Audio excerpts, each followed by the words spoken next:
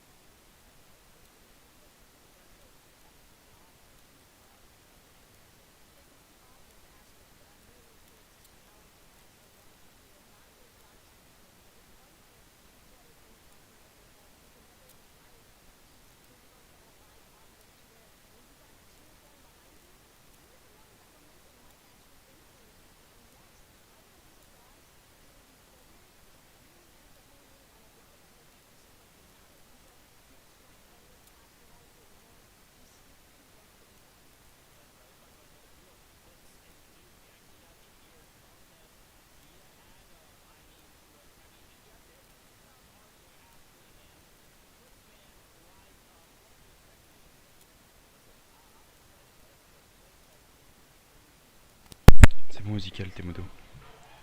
Par contre, on entend rien en live. Peut-être mieux là. Non, c'est mieux. And it's impressive how well Clix has managed to simultaneously totter between this pro player aspect as well as the heavy side of content creation. I think that it is not very easy to Quel message? both of those lifestyles. Merci. Bah oui, t'inquiète, c'est normal. When you have to be as experienced as Duke right next to you, I can understand where the trust comes from this duo, and knowing that they're against Pinkett and Nas potentially at Fort Jonesy, I do believe we heard them mentioning though a possibility of just splitting at the start. Well, listen, I love the fact that you mentioned content, right? Because listen, you know, he's used to that, right? He wants to. Bah, pour l'instant, je dis rien, mais après, je vais commenter quand ce sera les games. Je vais commenter tout le monde, et puis voilà. Et mon closon.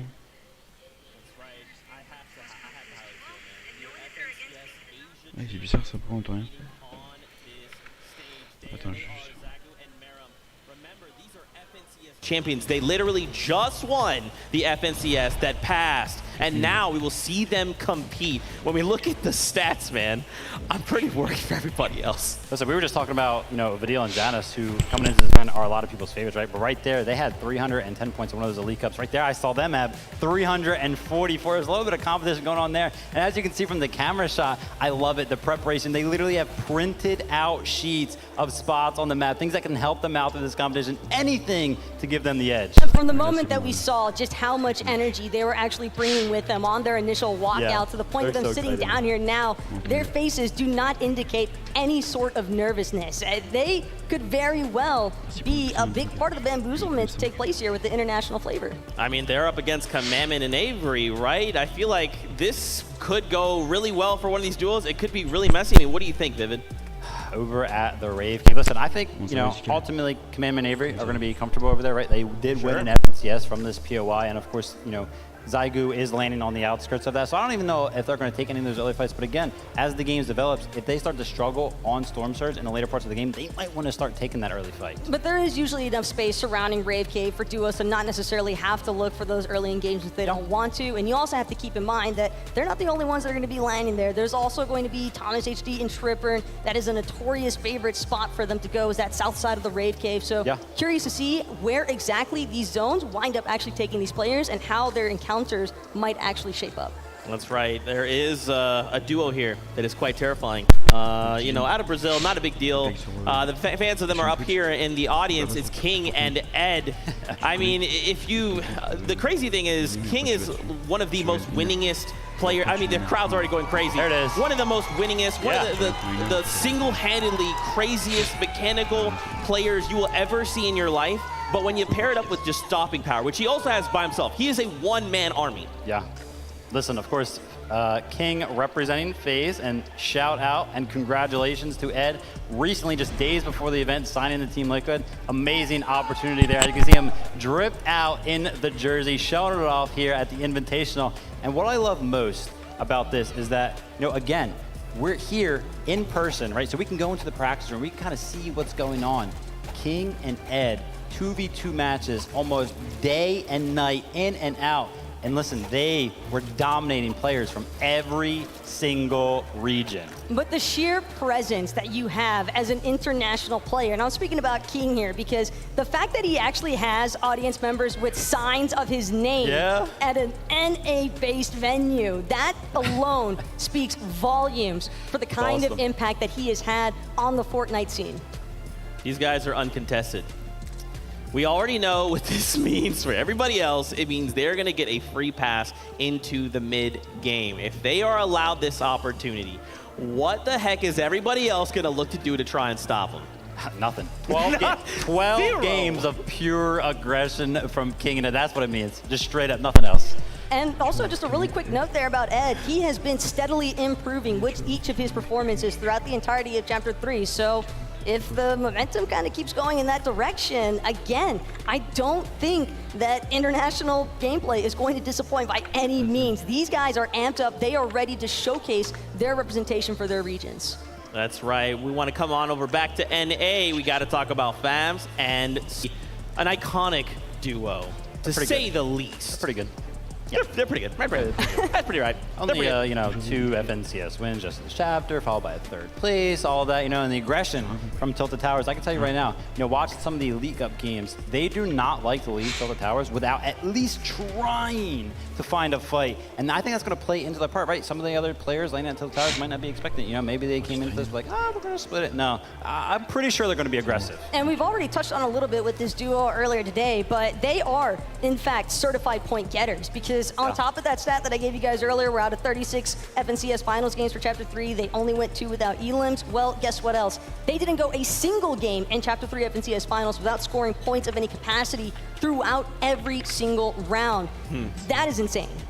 Just the stat line, right? I mean, this stage is going to, it's legitimately some of the best players from all representing 7 regions from all around the world. It's absolutely ridiculous. I wanted to really quickly touch, I know both of you guys have come from competitive player backgrounds. You know what this feels like to be on a stage like this, to be in front of a crowd like this. What are some of these players feeling right now?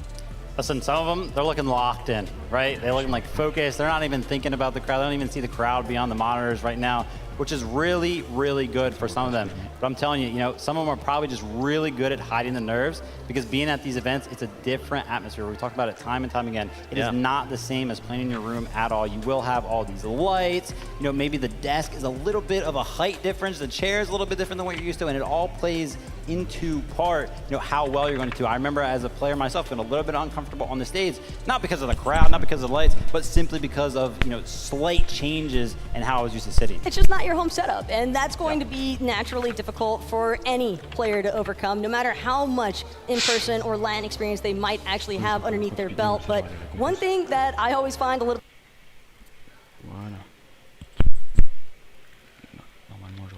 yesterday and in the player lounge, it's asking them what are their kind of like little tips and tricks. I want to know how many of them like taking their shoes off, for example, because it's just that it adds that extra little safety net of just, hey, I feel more like I'm at my in-home environment. Yeah, 100%. And this is all I know it sounds like, take your shoes off. That's like a joke right now. This is legitimately, man, when a player is comfortable, they will perform better. It's proven. Why don't we hang out with, we got with Tokata, Mini Miner. Are you guys in the player area?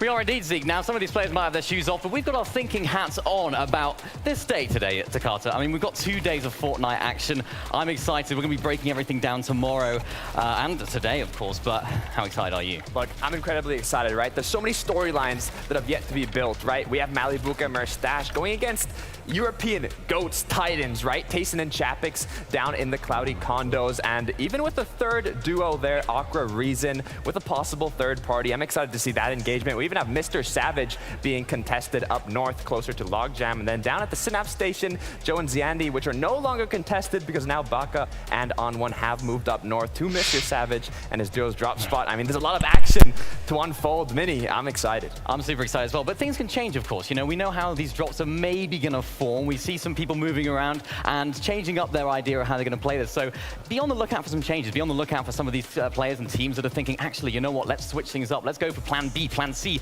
plan D, plan Z, maybe. Who knows? That's what I love about Fortnite, right? You never know what's actually going to happen, right? We might be able to see the drop map, see what these duos have planned ahead of time, but who knows? Maybe they have a not so great game 1 and then they have to change things up, or maybe even after halftime, right? 3 games down, you're like, okay, we're not doing too good. We got to change something up. But I'm excited to see who's going to be able to show that they've been practicing. They have been in the player lounge going against each other, even in creative, doing 1v1s, 2v2s. And I mean, there's so much to see. I really just can't wait. So much to see, so much to do, and I can feel the energy in the arena right now. But Zeke, please take it away. We're too hyped. Bro, I'm right there with you, man. I just cannot wait to see all of the action unfold before our very eyes. We're almost there. Just a couple little things before we start the battle bus on its journey. I wanted to highlight another duo, Cammy and Seti, right? For you longtime EU fans as well, you know these guys recently just won a DreamHack. They've literally came in 1st and 2nd place in a solos competition. They were the best 2 players at the tournament. And the thing that I love about Cammy and Seti is that individually, they kind of remind me of myself, right? That really slow, methodical game play style. They're not going to go for anything too flashy, anything too risky. They're just going to play their game out and play that top 10, top 5 consistent every single game because they are laying at that mid-map spot uncontested. Yeah, the infamous Cammy split, as everybody in EU That's and their just about name. the world has Yeah. basically come to know. Exactly, but I am curious to see how their surge management actually unfolds throughout the entirety of Chapter 3. I don't think that they really had too many issues with it, but it is important to note that for this duo specifically, they don't really like fighting early. And, well, fortunately, having an uncontested drop spot can definitely feed into that. So naturally, you want to wonder where their points are going to come from or where their surge management is going to come from. And I think that that is something that they're largely just going to have to control throughout their mid game. Yeah, they also have to be very, very careful when they're landing there in the center of the map. There are a lot of teams landing around them, especially, we think about Tilted Towers right to the left of kind of where they're landing. And then also center map, Cold and Sentinel are expected to be contested there at that loot lake kind of area. So if any of those teams kind of want to disengage from some of those early spawn fight situations, they could easily run over to the split that Cammy and Seti are looking to take and maybe gather up some loot themselves, which could force a fight. And that's really disadvantageous for Cammy and Seti because they're going to be split, right? They're at these split chops, so they're usually off on their own. And I think what you're getting at is adaptability, right? Yeah. These duos being able to moment say, we had a game plan, we did not find the chest, we did not find the thing, we got tagged, someone has pushed on our location, we need to change up Absolutely. something. What does that look like, man, right? Like, if this was EU, FNCS, I'm like, oh yeah, no problem, I got all the notes for you, but it's NA East, it's NA West, it's Asia, BR, OCE, there's so many other regions that you have to kind of be accounting for. And not only their own meta, it's that duo, right? Like, oh, I know they're from BR and they do this, oh, great. I mean, listen, you're bringing up a great point there, right? Like, how? You don't have many notes on a lot of these teams because they're just around for the entire world, right? And that's why international events are held at such a high praise because they're just straight up harder. The competition from all around the world, it's harder to play against people that you don't normally play against. And the competitive lobby metas that you'll often see break out throughout the course of each of these 12 games this weekend, I think that that is going to be a really crucial aspect for some of these teams to hone in on. We know that these players have been cramming VOD review leading up to today. Yeah. We know that they're going to be doing plenty more of it after these 6 games are even played tonight. But as far as Cammy and Seti are concerned, just touching back on them, I like the fact that you brought up the early game engagements because honestly, their all-time record, by the way, first 3 zones, they have a less than 5% of elim scoring throughout those first 3 zones. So they don't like the early game engagements. That is absolutely crazy indeed. A duo I feel like could be a dark horse in the competition that I really want to see kind of win it all. It's Acorn and Edgy. Edgy over in NA has come second place. So close so many times. Paired up with Acorn. Look, we know this duo is absolutely incredible. They are some of the toppest caliber duo that NA has to offer. Yeah.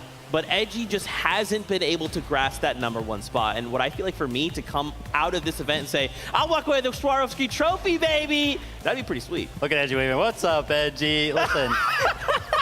Edgy loves it, man. We're laughing at him getting, second place 4 times. He himself, laughs about it. Look at, I wonder where he's landing. Quick notes. He has the picture of himself there. We've seen it a couple of times now. Tilted Towers, and look, they were being real confident coming into this event. Unfortunately, they are contested by a plethora of other teams over at Tilted Towers. I really think that if they were uncontested, they could probably run away with this event. We'll have to see what happens. I still think it's possible. I think it's a little bit less likely, but I was watching Acorn, yesterday, last night, even into the later night, 10, 11 o'clock. He was still VOD reviewing all the way up until then, so I'd love to see the practice coming out of this duo. But it's the fact that there's 5 duos at Tilted Towers, and literally none of them are willing to budge from this spawn. They all want their piece of the pie here at Tilted Towers, and whether or not this engagement could end up being worthwhile for the duo that even walks away, because when you think about it, Vivid, there might have to be a ton of resources expended. Yeah. We cannot forget, here they are, Queasy Vino. We talked about them at the beginning of the show, and like a circle, we find ourselves back at the beginning. I mean, what more could we possibly say about this duo? They've basically been winning everything as of late. Queasy is looking in absolute top form. Vino has been crushing it. He's ready to go. You want to know something? So I used to be a professional player. Now I'm an analyst, right? Both are very heavy when it comes to the VOD reviews. I pretty much have just done it for the past 5 years. Very intense. I love it. It's awesome. I have never watched a VOD review and been like, wow, I am impressed on the individual level. Because I've been at the top before, right? You know what I mean? I've seen pretty much everything that these players can do. You're still first in our hearts, Vivian. Thank you very much. I appreciate that. Vino, I VOD reviewed him for this event. This is an international event. I'm typically on the NAE side of things, but let me dabble in EU so that way I'm prepared for this event. I'm watching Vino. Individually, like I said, I've never been impressed.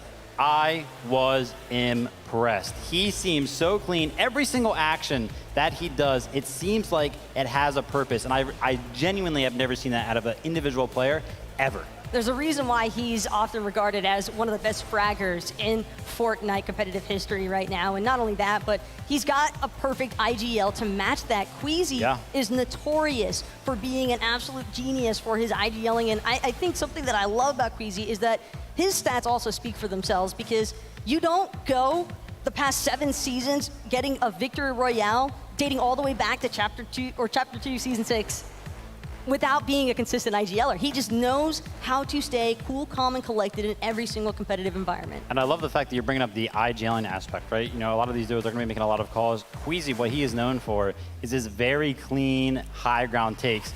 It just always seems so methodical and flawless whenever he does it. So the pairing is very, very well. But then that's not even like one of the most exciting parts is they always seem to find those mid-game dead side rotations that work out so well that keep them alive into the end game very consistently. And it's kind of like having a silver bullet, right? You have Vino there ready to go. And if you're Queasy, you're just thinking, okay, I need to go accomplish this goal. I'm going to point my silver bullet in a direction. There's an enemy over there I don't like. Vino, why don't you just go 1v2 them for us and then bring their loot and ammo back and builds, and then I'm going to be up on high ground, okay? I'll see you in 30 seconds. So that's not a joke. I'm laughing because, 1v2s, right? They seem impossible, especially on the international stage. But no, like, literally, Vino, he just does it so often, and I cannot wait to get to the game. That's right. Guess what? Ladies and gentlemen, Fortnite fans, we're ready. The battle bus is all ready. The players are on board. So let's do this. It's game number 1. Here we go. It is time. It's one just big moment away from really kicking it off. All that preparation, we're going to have to put it into it. The battle bus is ready. Let's go, Jacob. It is time. Game number 1 of the FNCS Invitational starts right now. 27 different countries are represented. 88 different champions. Overall, this is just amazing. And just look at the concentration on the players' faces as they start to populate onto this world. Put yourself into their shoes. Imagine the pressure as you are jumping off the battle bus here. We already know what's in store for us. It's going to be an incredible amount of action, as we know there are so many contested drop spots. Yeah, and already looking at the drop path, one of the biggest ones is going to be over towards Rave Cave, where you have Commandment and Avery, the most recent NA East FNCS champions. They're a little contested. Not going to be a hot fight right out of the gates against Thomas, HD, and Triprin, because right now they're just getting that early game done and ready. That's right, and it is going to be so important for everyone who is contested to take and walk in the path of caution. You cannot allow yourself to make any risk. Up at Chrome Jam Junction, we already know there's several players on top of each other. Tilted Towers, remember, 5 duos contesting this area, some of which are the most notable: Bad Sniper,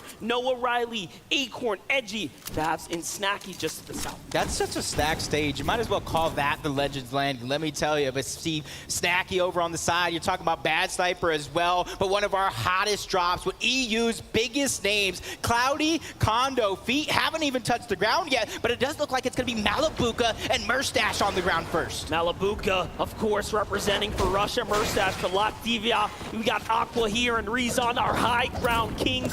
One of the most respected set of duos right here. If they really cut loose, they make endgame, it's over. You're gonna see Aqua playing for that big high ground play.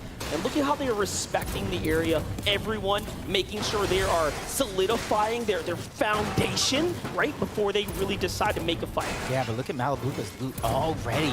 A green prime, a blue Evo Chrome burst. He's ready to pack a punch at a moment's notice. He's probably waiting for Merstash to probably give him the go-ahead, but another in a regional battle over towards Grim Gables. Now what's crazy about this, I got to sit down with Muzz and Looter. they are feeling exceptionally confident in beating Larson and Smite, but you have to put yourself into this kind of position right now. There's pressure all around you. To me, it's looking like Larson and Smite have the advantage right now. Just take a look at the focus right here, right? This little bit of high ground, they have them almost trapped down below. Yeah, and the thing is, right now, Larson is a little bit separated from Smite. That is a little bit towards low ground. You know as well as I do, all it takes is 1 second of separation to kind of do one of these teams in, as Marine and Vico over here towards Reality Tree. Another contested drop. But you can see this is only game number 1. Nobody wants to put it all on the line just yet, but I might have spoke too soon. Larson would get it, taking down a ton of damage on the Muzz. Looter trying to back him up, and it looks like they got the first elimination of FNCS. Down goes Larson, and the quick finish for Looter. OCE gets to claim the first on the show today. It's Smite now, left with the pressure of the world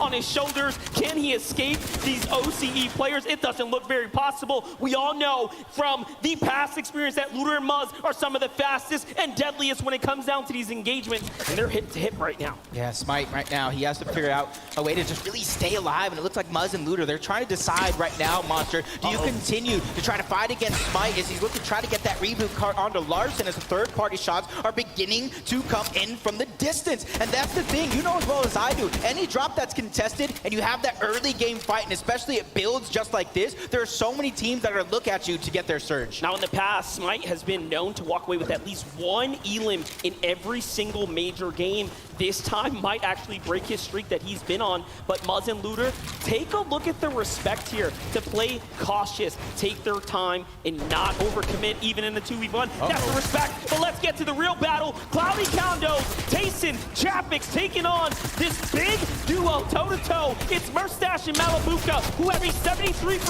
78% win ratio when contested. The odds are not looking good. The third party in the distance, Aqua's up on high ground. They're positioning for the fight. Yeah, Breeze on A and Aqua, they have that high ground, just put damage onto 2 different players. They're like eating at a buffet right now when it comes to Storm Surge, but in the feed, Mr. Savage is down on one in Baka from NA West. They're trying to take control of that POI, but all 3 teams are here. But you got to keep notice, while all the action is going down between Malabuka and Murstache, you see Aqua and Reason just trying to keep their distance. Crazy how they fight back. They are not just allowing this team to third party them. Reason gets super hurt there, and it looks like the battles in the distance get to conclude. But here and now this fight rages on here. Reason all of a sudden who had such an advantageous position, right? And lands all those shots, the entire tables have turned. Yeah, and it does look like the NA West, Baka and On1 have solidified Chrome Jam Junction to themselves. Down goes Mr. Savage, down goes iDrop. NA West, make some noise. That's right, and now for Jace in Basil, another team that was contested in the early kind of situation, but it seems like they've won themselves some space. Yep. They're vibing out. Look at the Storm Surge tags here as they start to fight back the teams that are out on the outer edges here. What a great spot to be, especially with the zone housed right on top of them. They have so much going for them now that they don't have to worry about that. Whoa, a big fight though. On1 gets back. That's the replay there. I love that we got to catch that. And you can see the strategy coming out from On1 and Baka. They switched up their drop spots this weekend. It's not like they've been practicing there all season long. They're just adapting on the fly. As you see Booga, Mero, we already talked about the uncontested drop spot of Chonkers Speedway. The zone is kind of above them, and they're one of those teams that just waste no time trying to figure out what that game plan is. They're going to try to get to zone and then worry about surge when all those other teams that are south and east of them have to go past them. And the Middle Eastern, one of the few representatives of the Middle East community here, and Andalex, what a monumental task to step up here and for the first time ever compete with a duo. So we love to see what we have going on here. So much representation of all of our spaces. You know what I saw, which was in the feed as well? Japan versus Brazil. Looks like Peppo found one too. So little exchanges happening everywhere. As now we jump over to Vino and Queasy, some of the best at Shiny Sound. Yep, you see them just going for their own surge. This is going to be one of the wildest lobbies we've ever seen. If you're down on surge at any point in the game, you're forced to play catch up to all these elite teams who know exactly how to handle their own surge if they are above. But one of the big teams, one of the favorites to possibly take the competition overall, Janice and Fadil, Greasy Grove, uncontested, and everybody knows what they can do uncontested. Janice is the only European player to have ever picked up and FNCS in solos, trios, and duos. 3 different game modes. Such a decorated team that we have together. That's our German powerhouses. As we jump over to Anas and Pink, what a team right now. Remember, they were contesting Clicks and Duke down at the Joneses. It seems like things might have slowed down for them. They've been a bit more passive. There's a single elim, though, right inside there, too, so that's a pickup. Yeah, and for a lot of these teams today, this is just game number 1. The nerves right now, they're just feeling each other out, trying to figure out how everybody's playing, and then they're going to adapt as soon as this one gets at least towards the mid-game, probably towards the end game. It's going to get super exciting very, very quick as Merstash, Malibuca, that fight done and over with. They know it's about the resource, about matting up and setting yourself up for later on. And I love that you say that because what they have that the other teams don't, tons of accessibility to the metal. Yep. You see how their metal resources really starting to cap out there. Tayson and Chapix, though, they're going to give up the drop. They say, hey, enough is enough. We've, kind of gotten our hands dirty. Let's go and move out. And you notice that they also managed to take home the metal as well. Everything else, man, you can find it on your way out, right? It's the toughest resource to rebuild back is that metal when you are at the drop spot. So this is a team, they'll bounce back. Yeah, and it's also one of the first materials that you use when really trying to defend yourself. As Zagu and Miram just kind of looting up the Greasy Grove, whatever Janice and Vidil left behind. And there's actually a lot of the teams that landed in Rave Cave a little bit north that are trying to rotate towards this slower side of zone. And right now, everybody are just stuck in zone because nobody wants to bite off more than they can chew. This is our current reigning champions of the Japanese region, representing for Japan of the Asia region here. Now we jump over to Ed and King. One of the most explosive duos. We talked about Ed's history, how much he's really risen to the challenge, improving season after season. Now paired up with King, they have such a fun history here. They have engaged against one another multiple times in FNCS in seasons past. Now they get to play together. Yeah, kind of rotating all the way from north, Chrome Jam Junction. They find themselves a sweet spot, but a team that has so much experience together, but years ago, now reuniting for the Invitational, Macwood and Kanata. And let me tell you, in some of those practice games, Monster, that uncontested drop spot that Kanata and Macwood have proven to be fruitful. They got first place in scrims, and now they're here to try to replicate that on the biggest stage. Only 2 duos have fallen. And now another steps into the position here to possibly take a fight. But no, Bevies and Vortex are know a little bit better. They're going to land right behind Chapix. They find Tayson out by himself. A great shot here. And now he steps up. But smarter to go ahead and defensively poise up here. No need to get too antsy. Yeah, not just yet, at least. You can't really get too busy too early. There's so many players that right now, you see 95 left alive. When Storm Surge actually activates Monster, this is probably going to be one of the most scariest things I've seen in Fortnite in quite a while.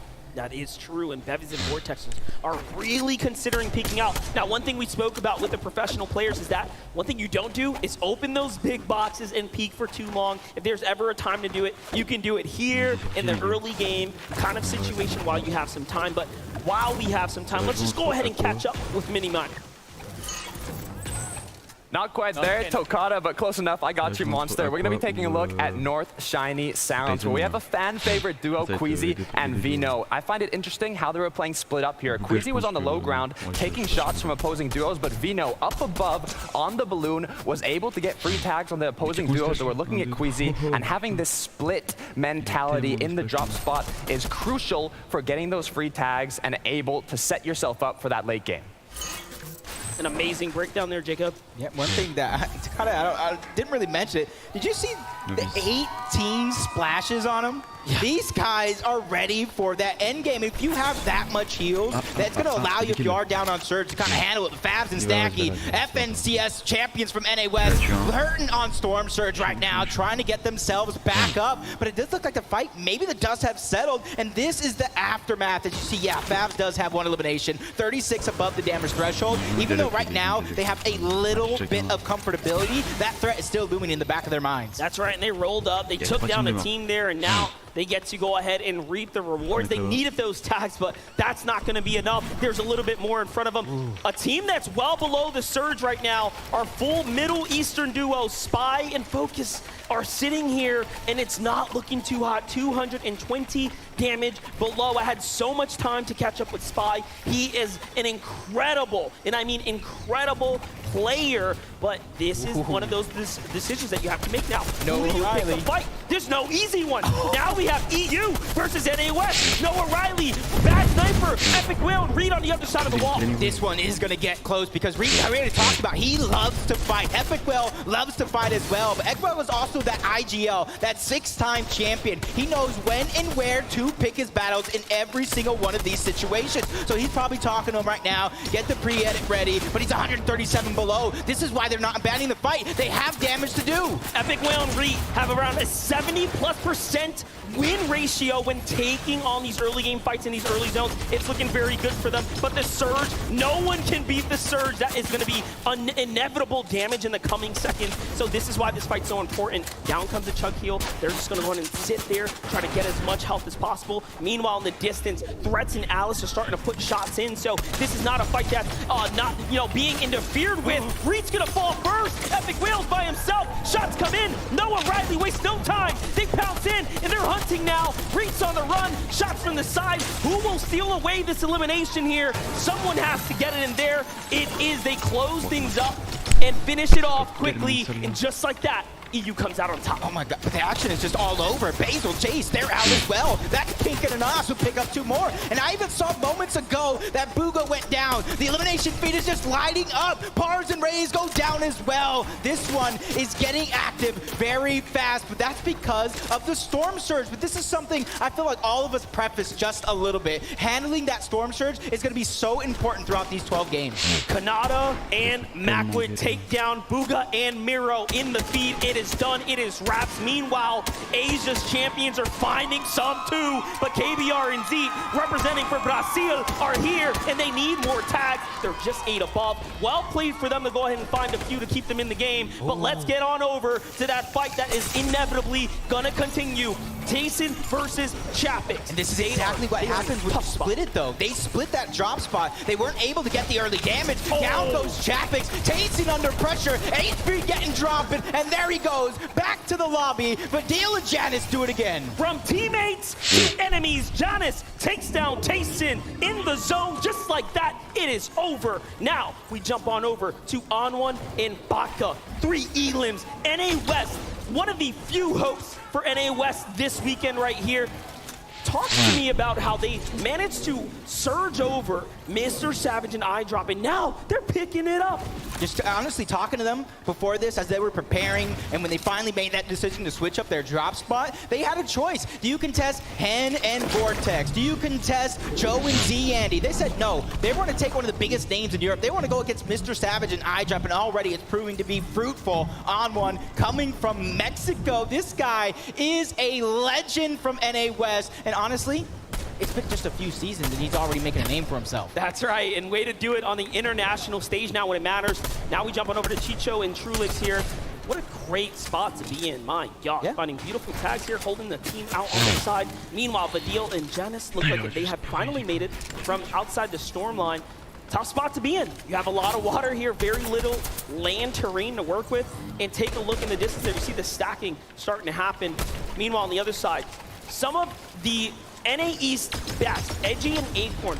Now what's cool about this duo here is that Edgy and Acorn quite literally said, hey, the better the lobby skill-wise, the better I will perform. That is how much experience he's picked up in the past from practicing against the best of the best lobby. And already, if you look at their loot right now, that 5-team contestation coming out of Tilted Towers, honestly, didn't do too much. 256 above the damage threshold as well. Shots continue to fire off onto Ju. He goes down. Elimination's going to be cleaned up to Acorn. They get 2 to their total.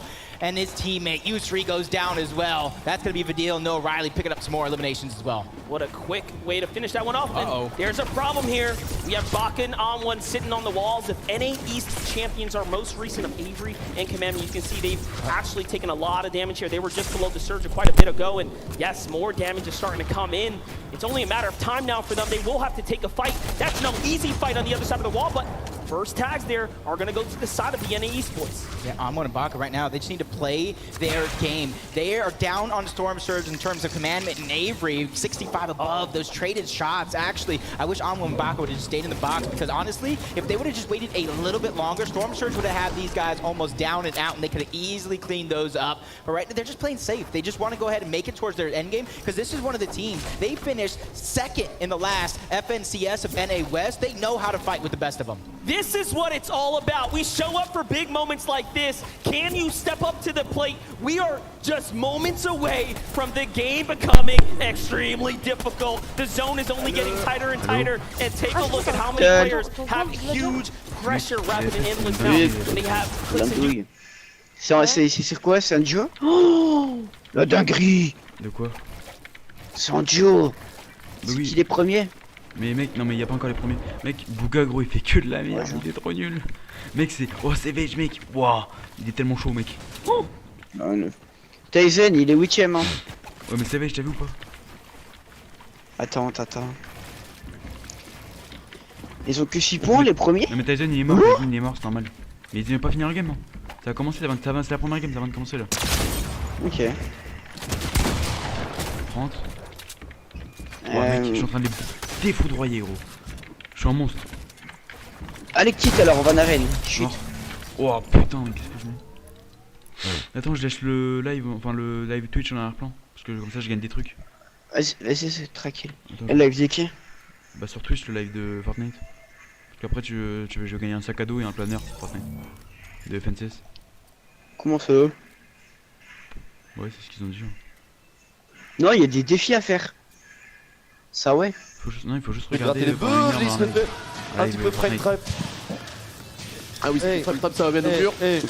Boum boum. Loki, déjà. N'importe lequel. C'est Kai, c'est ce qu'il a été raconté? Quoi? Vas-y, explique-lui. Vas-y, genre que tout le monde avait dit j'étais un gamin, que genre je faisais que de dire que c'était jamais ma faute et que j'étais un gros rageux. Tout le monde avait dit ça, il a dit. Je suis d'accord, t'es une petite merde. Je rigole. Humour. Non mais t'as vu la merde qui dit tout à l'heure, t'as vu ou pas? Ah ouais, tu sais, recevez des récompenses un jeu à Fortnite en regardant des... Et encore, attends, tu sais quoi? Avec Gladia, je m'embrouille pas frère, j'ai rien fait et tout. Et apparemment, tout à l'heure, Noël il me sonne et tout, il me fait ouais, t'es un suceur toi? Je fais quoi? Frérot, je viens de me réveiller il y a 10 minutes, le bug, il me fait réponse urgente pour me dire ouais, t'es un suceur? Ouais, tu suces mon gland? Oui. Avec le rembrouille sur Fortnite Battle Royale là, qu'est-ce que je m'en au début il m'invite, il me fait c'est bon, il s'est calmé l'autre biscotte de merde là. Je fais oh, cherche pas par contre, c'est bon, c'est calmé, les embrouilles sont arrêtées, top. Il me fait. Mais le pire c'est que moi, j'ai rien contre toi, j'ai rien contre Sekai. Mais je sais pas pourquoi, je sais pas si c'est toi ou alors lui qui a fait de mettre l'embrouille. Non mais attends, il m'a dit quoi? Il m'a dit ouais, non mais c'est une petite merde. C'est quoi ça, solo cash cup? C'est le cash cup en... C'était comment il s'appelle? C'était Kaizen, il avait mis. Je sais pas, il y a un... Moi, l'autre là, il me dit quoi? Il me dit... Ah bah il m'a invité. Ouais, biscotte. Qui? Bah c'est Kai. Parce que apparemment hier, tu vois quand on était 3. Ouais, je sais, il m'a dit pourquoi vous n'avez pas rejoint? On était 3 et tout. Et je t'ai dit quoi? Quand il m'a invité, je t'ai dit j'ai pas envie d'y aller parce que quoi? Parce qu'on est déjà 3 et on fait de l'arène. Voilà. Et apparemment tu lui as dit, de toute façon